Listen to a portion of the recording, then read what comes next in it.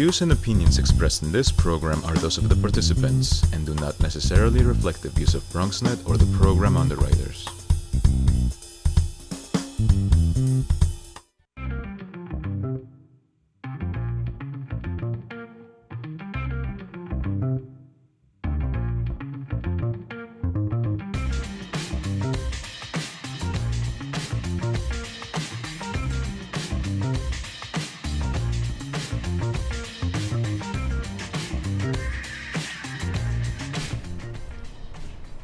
Hey everybody, nice to see you again. We're here for the Bronx Buzz. This is the program that we interview Bronx reporters, Bronx journalists, sometimes Bronx news photographers, and get a little insight as to what they're thinking about, what they're writing about, what they're reporting on, and some background into who they are and why they write and do what they do. Today we are thrilled to have with us, he's back for more, which means it wasn't so bad the first, I don't know how many times you've been on the show already. At least three. At least 3 or 4 times. Our friend Robert Wersing from the Bronx Times. Nice to have you with it. Great to be here. Robert. Robert is the photo editor of that fine paper, the Bronx Times Reporter, which is this newspaper.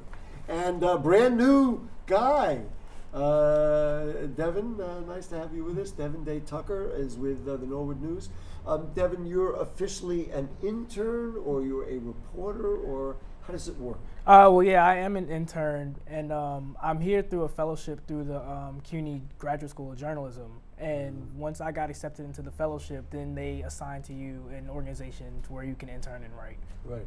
So, Robert, if you hang on, we're going to find out about the newbie.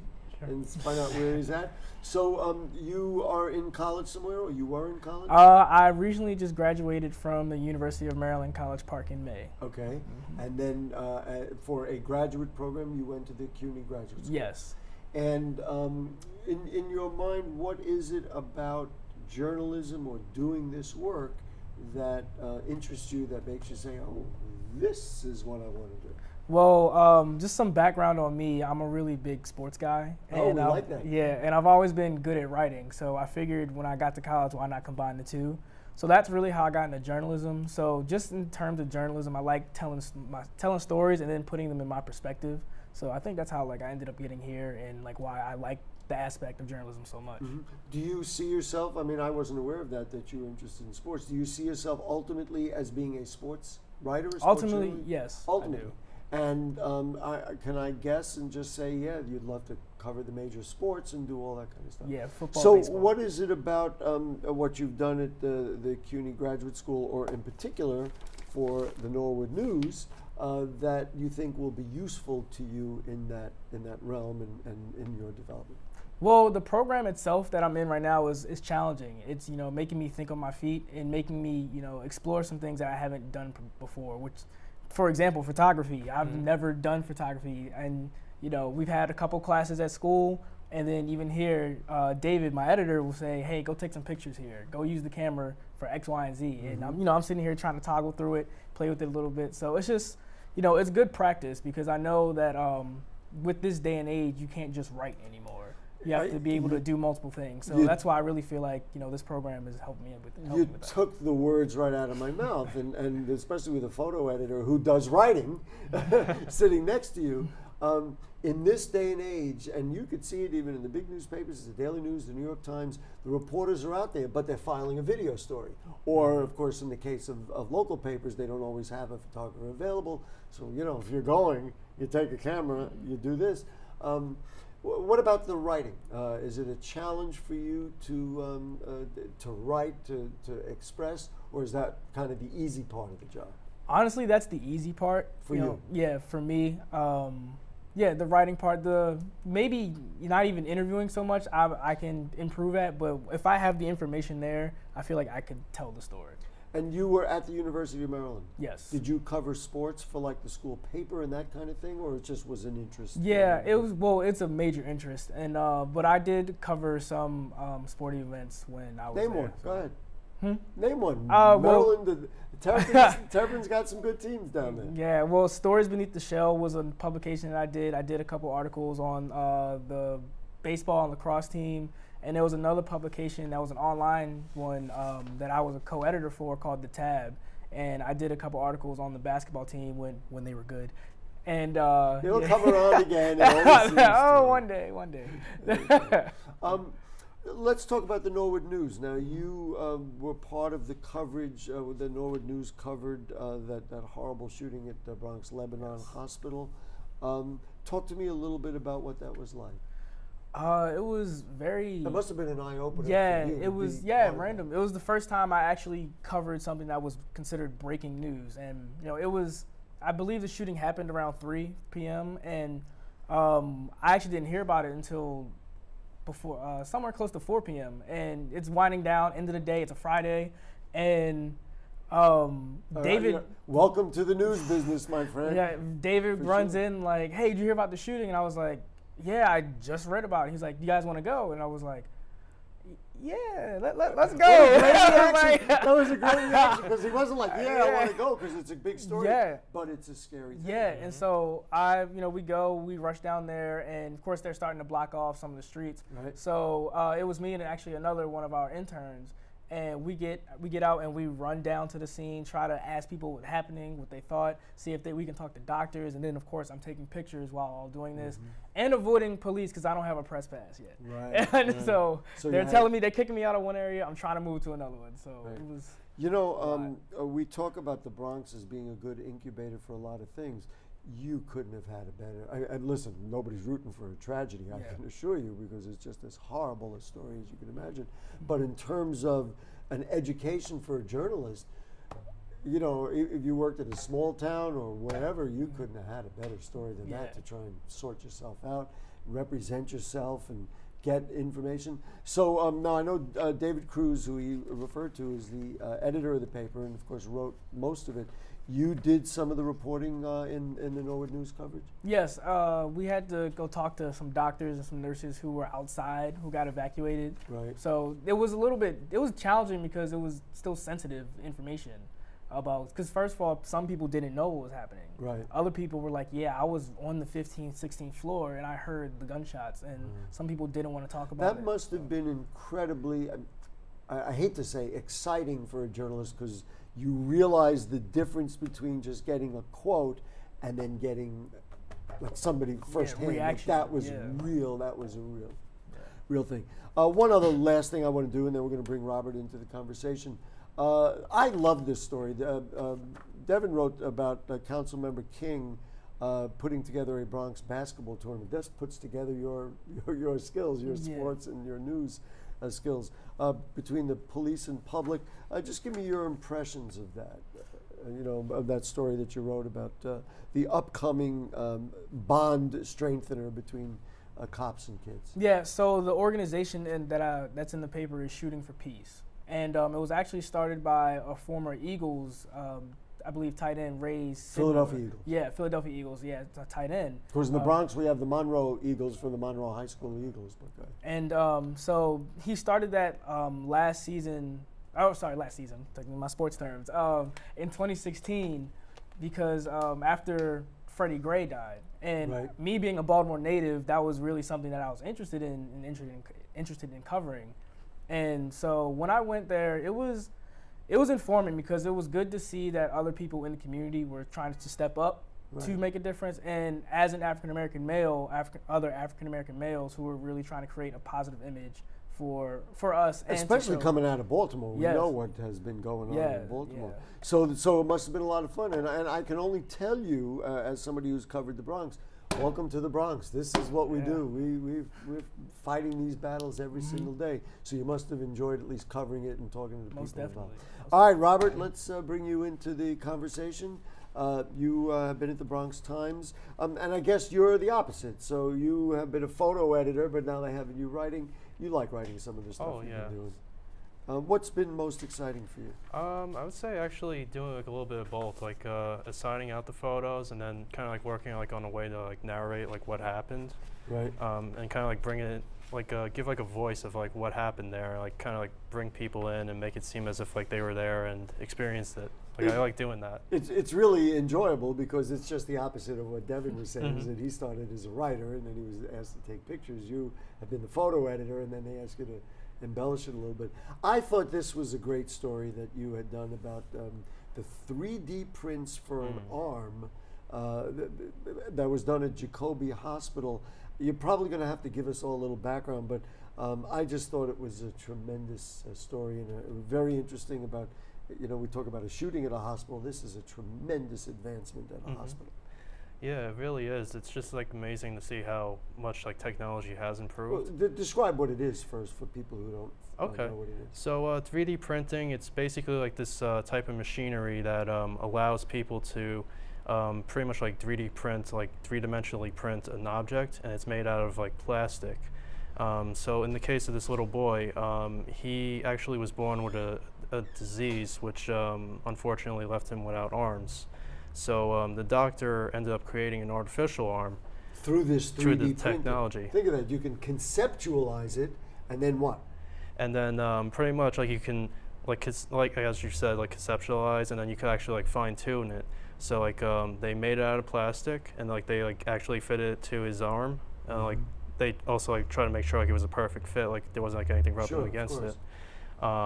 And pretty much like from there they did like a few different trial runs, and they noticed that like he would instinctively put like his other arm to make like this like claw, which is like the hand part of it, open. But however, that previous device didn't have that. So then they went back to the drawing board and they incorporated that literally feature. to the drawing board. Literally. And they did that, and now his artificial arm actually works like that. So he can go and put his other arm like that, and then it opens up the hand like a claw. Unbelievable. And it's amazing. The young boy was how old? He was only 3 years old. 3 years old. Yeah. Was he from the Bronx? Yes. Wow. And so now whereas he may not have had hope or he was going to have to live with it, now he's got a real chance to improve. It is. It's amazing. Plus his dad was saying like how he's like so excited to show his friends his arm, and he actually named his artificial arm Mano, which is Spanish for hand. Which I thought was really nice, and like you see him like playing like with the toys, like his toy cars. It's really nice to see that he now has like a new grasp on life. Must have been as exciting a story as somebody could write. I mean, to be there and watch that and talk to the family, as I said, couldn't be more exciting.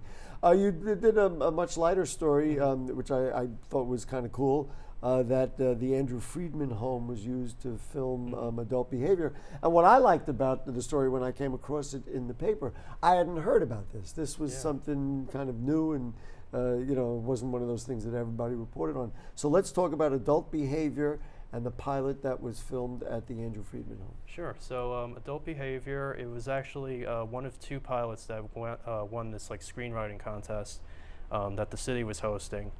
And it's taking place in the Bronx. It actually takes place in a fictional senior center called Shady Breeze Senior Center, and that's actually was actually filmed inside of Andrew Friedman home. Yeah, they Mid Bronx is there, right? Yeah, somehow I was aware of that. Yeah. And so they used that home as part of the plot. Were you there for the shooting, or you just found out about it? Oh no, afterwards? I actually found out about it like after the filming, but I was able to gain like a little bit more insight into what the project is, and also how they incorporated different elements of Andrew Friedman home into the show.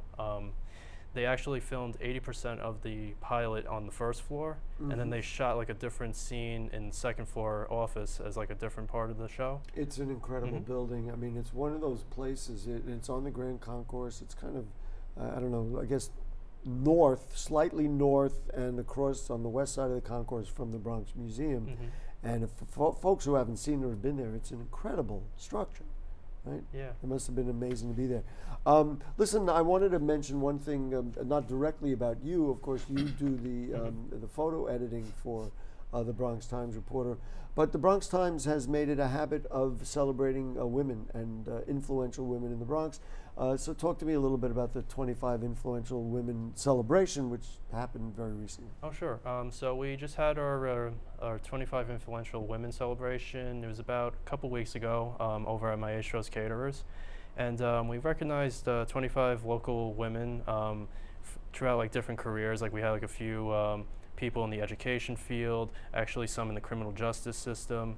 Development and business. I mean, we can go on and Exactly. on. I think it's a real nice program for you. What's the highlight that comes out of that? Just like really learning a little bit more about these people. Like they kind of like in a way like work like in the shadows. Like you don't really hear much about them, so it's kind of cool like when they actually do get like this spotlight shine on them, and you get to see and hear about like the success stories. You know the old song "Everyday People," and these are the unsung heroes of our borough and our city and our nation. And so I congratulate all the folks at the Bronx Times, because I always thought it was a tremendous concept. And how many years is it? It's been a couple of years, right? Couple of years, I would say at least 8. 8 years of this. Well, fantastic. Listen, what we're going to do, Robert Wersing, the Bronx Times reporter, Dave and Day Tucker from the Norwood News, we're going to take a break, and we're going to come back, and we're going to talk some more with them. Actually, we're going to talk about some of the shootings and guns and the nature of our borough, the Bronx, as a result or in the aftermath of these very difficult incidents. So don't go away. We'll be right back. Sure, I look cute now, but when my owner lost his job, it was rough. I was living on the street, and one night, me and this Cocker Spaniel got into it so bad, I wound up looking like an ice cream cone. I cried a little bit, but thankfully I got rescued, so I'm running, I'm jumping, all back to my old self, and I'm ready to give unconditional love, even if you put a lampshade on my head.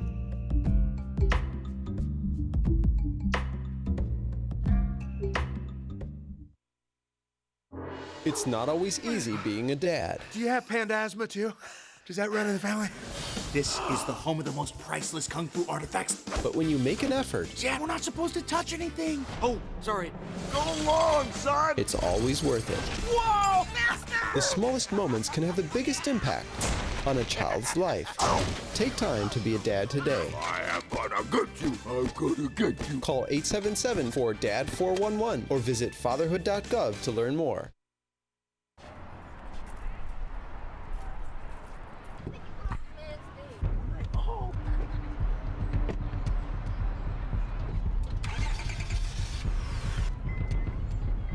Oh my God, go! Oh, Shane, look out!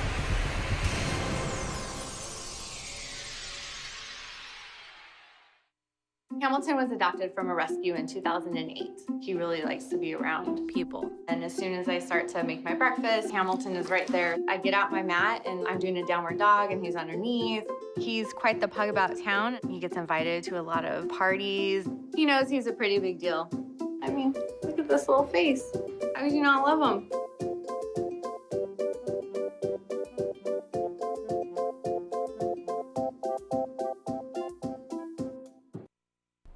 Hey, back with you on the Bronx Buzz. We're thrilled that Robert Wersing from the Bronx Times Reporter is here. Devin Day Tucker from the Norwood News is here. Our producer, Jayla Jubetis, came in and handed me this and said this was actually made out of a 3D printer. I don't know if you can see it, but it's, I guess, kind of like a little dinosaur.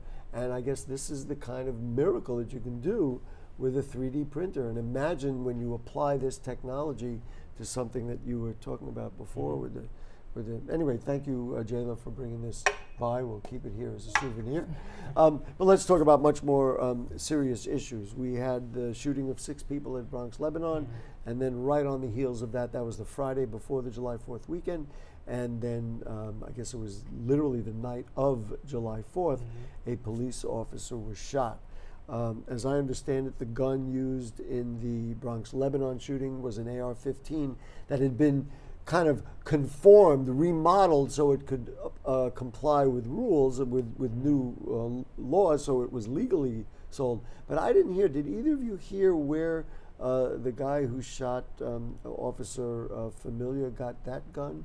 I think it's not been told yet where that gun came from. No, I actually haven't heard anything about it.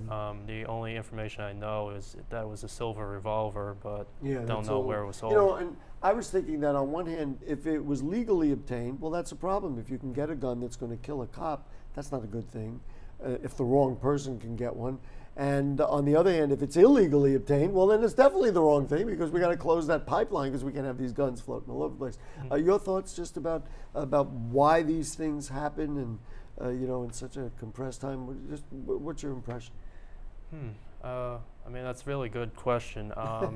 That's why they pay you all that money. In terms of the hospital shooting, It seems that his motive, now of course this doesn't make it right at all, apparently he was let go, so it seems like it was out of revenge, Bronx, Lebanon.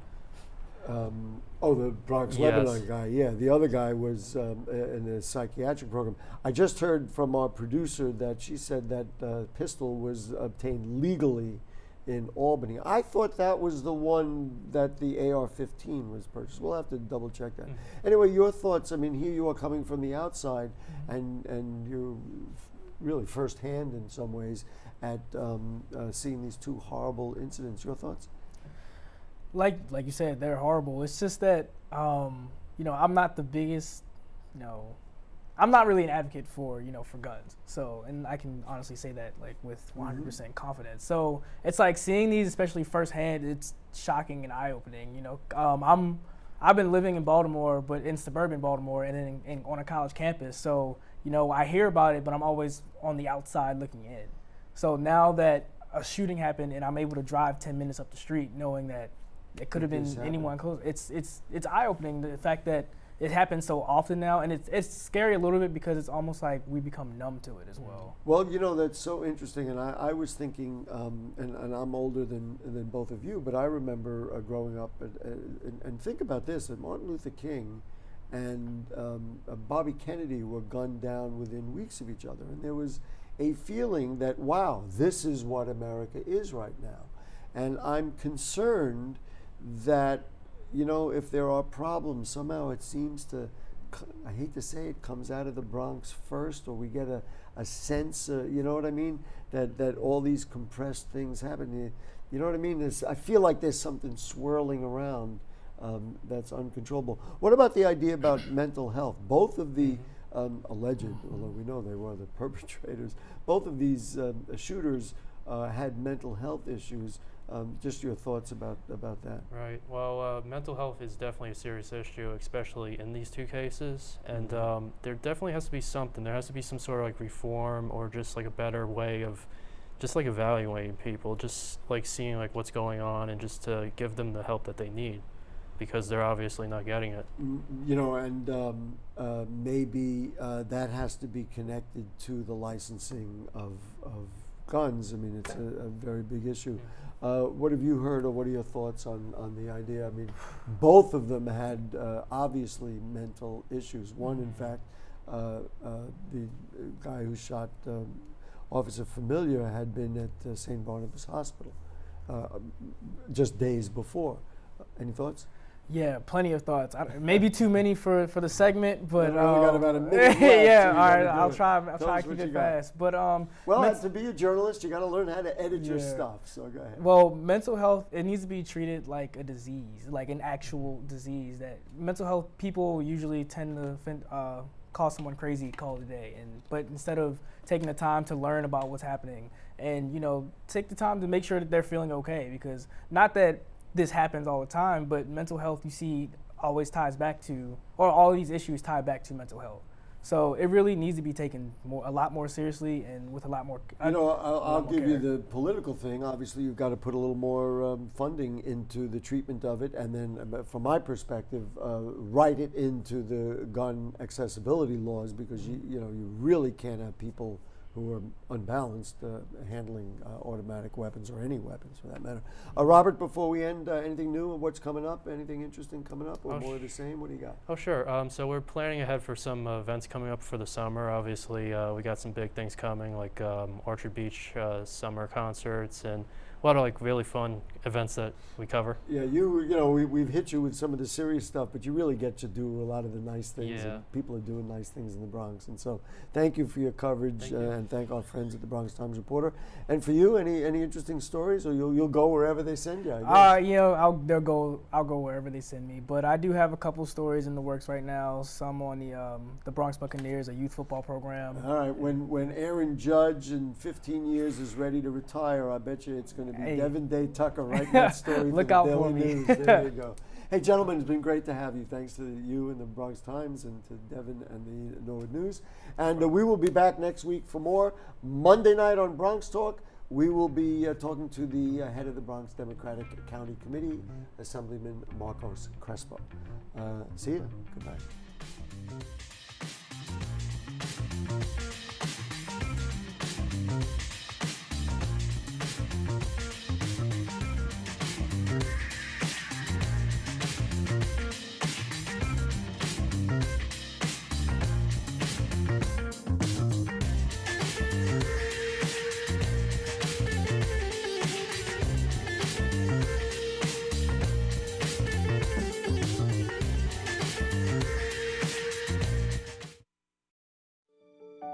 We are there, day one, with baby names and a gift that lasts a lifetime.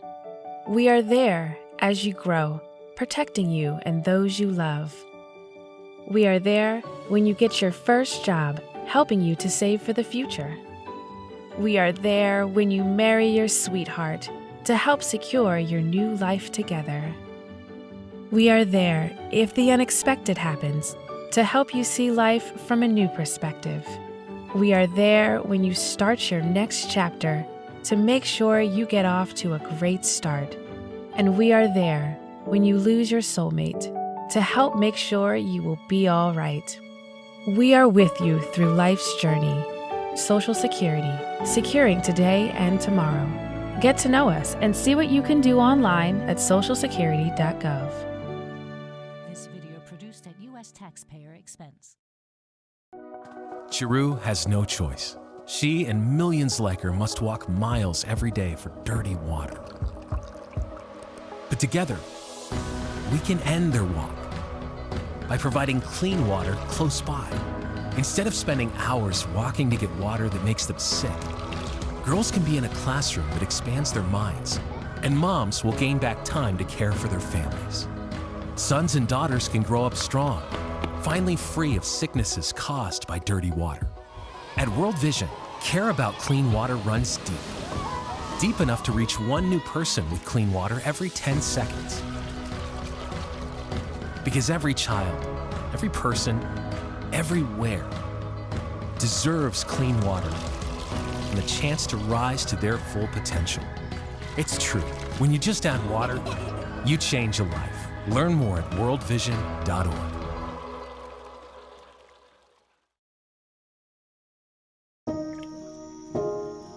This is the story of a boy who didn't talk for a long time.